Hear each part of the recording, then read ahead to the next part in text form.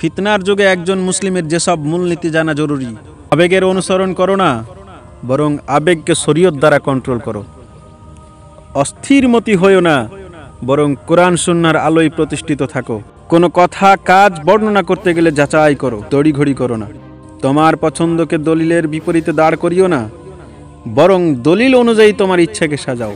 অজ্ঞতা থেকে সাবধান থাকো, জ্ঞানার্জন ও বিতরণে আগ্রহী হও।